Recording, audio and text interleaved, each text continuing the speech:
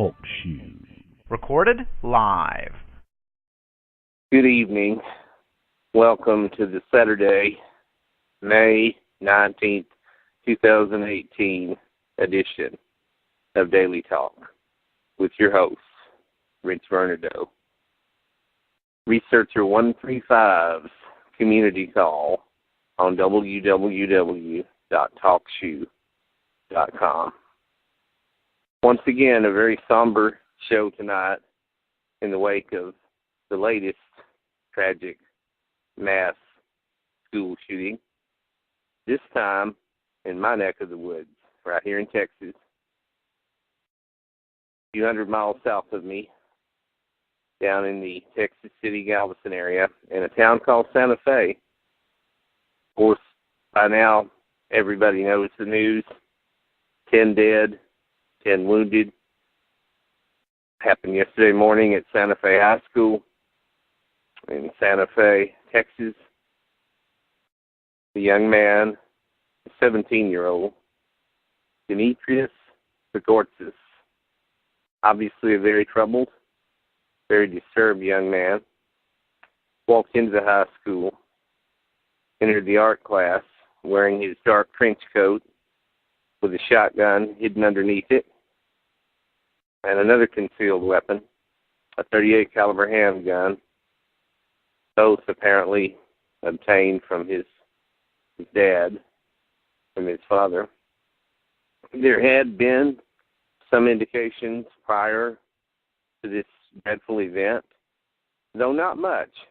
It really was not, according to Governor Abbott and even the police officials in the Santa Fe area there wasn't any early warning signs. There really weren't any red flags. Now, on social media, Facebook, Instagram, what have you, he had posted a T-shirt with a slogan on it, and of course he'd taken a picture of a kind of a military-type garb, which had some insignia on it. I believe there was a swastika, and I believe there was an iron cross, and there was some other a satanic symbol, I think, allegedly. And a lot of this is available in the news, and you can still look it up. There's a lot of it right there on YouTube, many, many videos, and I've already done one yesterday when he was positively identified.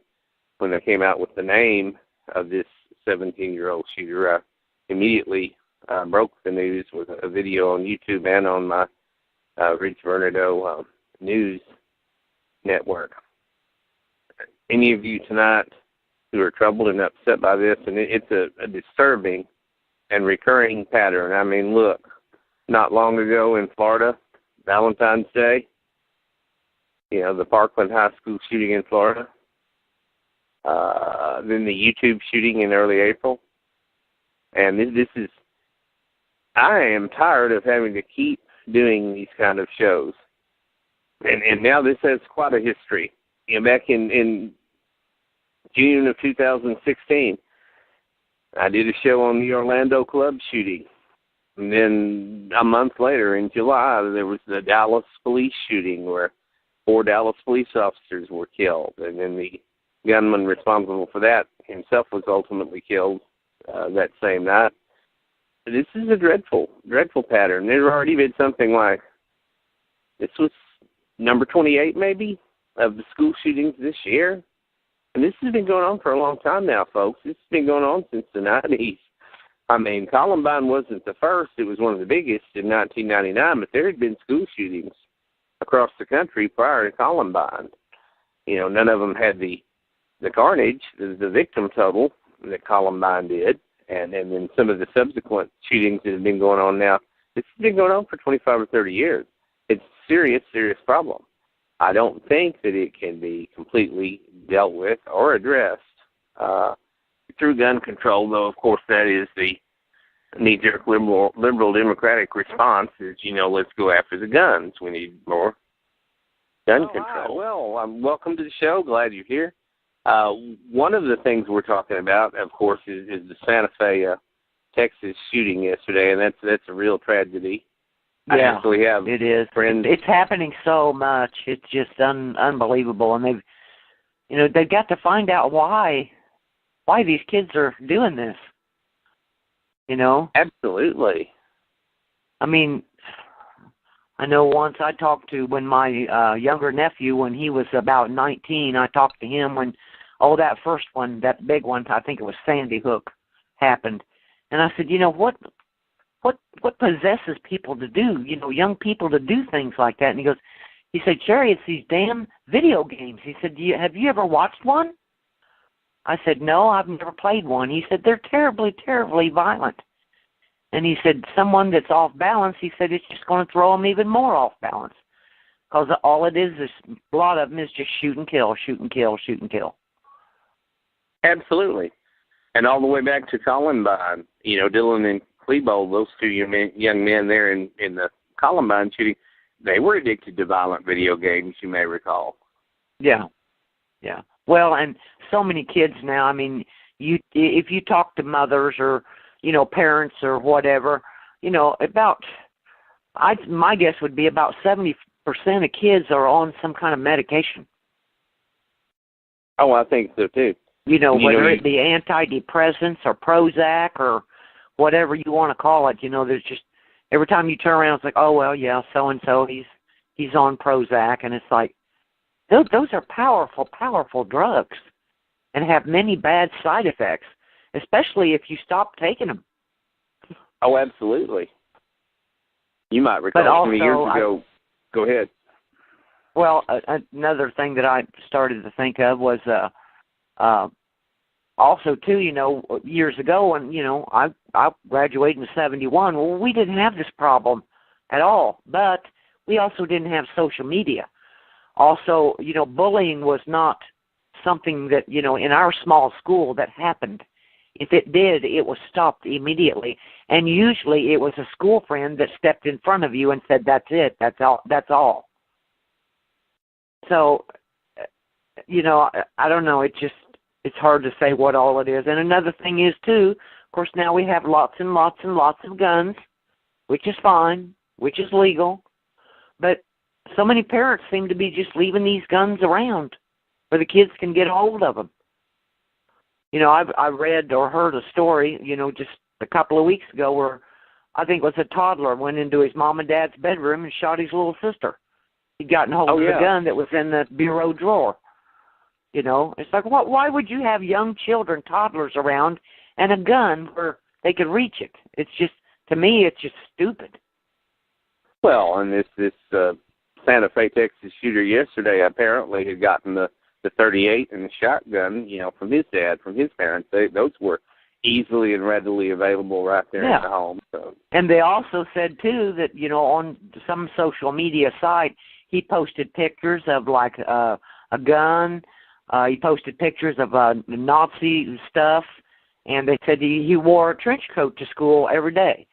They said that, I think if I remember correctly, I didn't hear all of it, but I think if I remember correctly, they said that, he was strange, he was weird.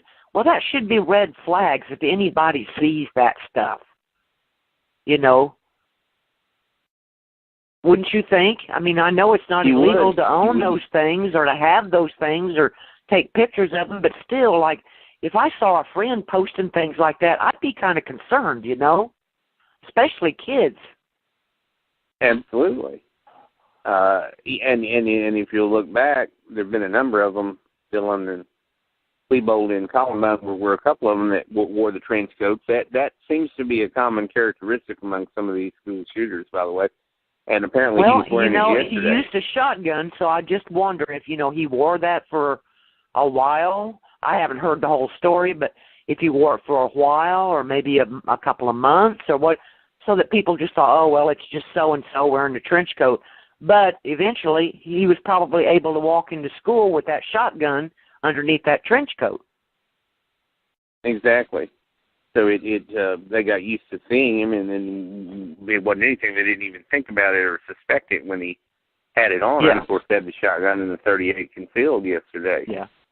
I've just watched, just blogs about it on the news. I haven't watched it in depth or heard anything because so much, I mean, no matter what channel you go to, there's just a bunch of talking heads.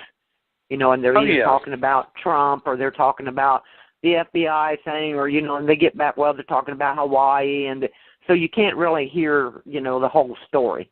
And a lot of times they just take one point and rehash it over and over and over again because they don't have anything else. And to me, it just gets, rather irritating. Oh, yeah, it does. It's endlessly repetitive. The latest numbers that I heard, and you may have heard the same, was 10 dead and 10 wounded.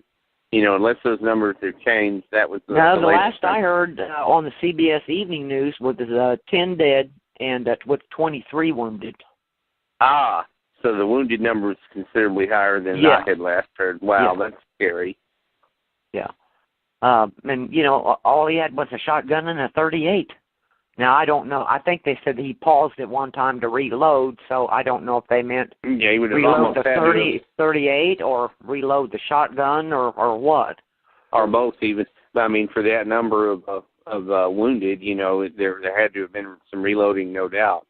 Yeah, I would assume so. I don't you. know anything about guns, but I would assume. I know that, a shotgun, you're not going to get that many shots out of it, and a .38, I assume they only get, 6-8 shots out of a .38. Well, and see, those trench coats, a lot of them have deep pockets, so he could have had ammo concealed on him, too, where he could just, reach and easily reload, Yeah. But, I mean, there's just, I don't know, there's so much stuff. I think a lot of it is just everything all together.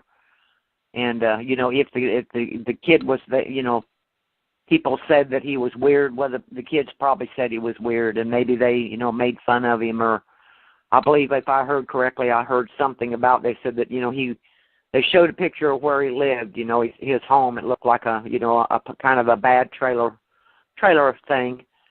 And, maybe he didn't, I've known people that they get in a bad position. They don't have running water. They can't bathe, and that they smell. And, what your hair looks like after 2 or 3 days when you can't wash it, And, of course, kids are about the cruelest things there is on the face of this earth. Yeah, so I don't know. It's sad all the way around, and I'm sure we'll find out more over time about the full background and the full story, what was going on. In some ways, there's so many shootings now that from week to week, I get them confused. Well, it's like, well, gosh darn, what was that shooting? 2 weeks ago. When I they began, said there's already been something like 22 school shootings this year. Yes. And I mentioned that at the beginning of the show when I first started. I was talking about how, I'm tired of having to keep coming back and do this same kind of show. You may recall, Terry, back in 2016 when Dan Patrick was on and we did a show about the Orlando shooting, and then it wasn't maybe 2 weeks later that the Dallas shooting occurred, and the police in Dallas were killed by that gunman who was killed the same evening, of course. And then, February 14th, Parkland High School in Florida. There we have that one. That was bad. I did a show about it. And then it wasn't maybe a month and a half later, the YouTube shooter. That woman out there that shot up the people at YouTube. So it's terrible. Just every time you turn around now, it's getting to be an almost, if not weekly thing, definitely a monthly thing. It's getting to be like there's a new one every month. Oh, yeah. And sometimes I kind of wonder, Rich, it's always in the back of my mind, is it also the fact that, this story will run for at least a week on the news everywhere, over and over, and people see that and copycat. Right. It's like, oh, well, that guy, maybe you're a little unbalanced and you don't get any attention and, you got nobody, you got nothing, and it's like, well, that'd be a way for me to go out and get a little bit of attention and whatever. That's just kind of always been in the back of my head when I hear about so many of these school shootings. It always seems like it's the ones that are, I don't know, they're kind of like, I won't say that they're scum, but they're kind of like low class, and, the pictures that they've shown of the ones that have done the school shootings and things, they just don't look right. They don't look happy, Well, and a lot of them, you getting back to what you mentioned and earlier it's always about their eyes. Yeah. Their eyes always look weird, don't you think? Yes. Yeah. They showed us a picture on Facebook today, and it showed, I don't know, there must have been maybe 15 of the shooters, and I couldn't tell you what different shootings they were. But these were all young white men, and their eyes all looked weird, scary. Yeah, absolutely. There's that look about them in their eyes. That is a common denominator among a bunch of these. I've noticed that as well. I think it's either a symptom of whatever illness, mental illness they're suffering, or maybe it's a symptom of whatever medication they're on, or maybe both. I've thought about that, and I think it must be one or the other, or maybe both. Yeah, and who knows?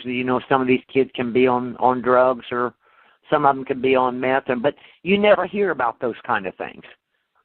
I've never, in all these shootings, I don't think I've ever heard anybody say, oh, well, he tested positive for meth, or, he smoked marijuana all the time, or he was a big cokehead. I've never heard that about any of them.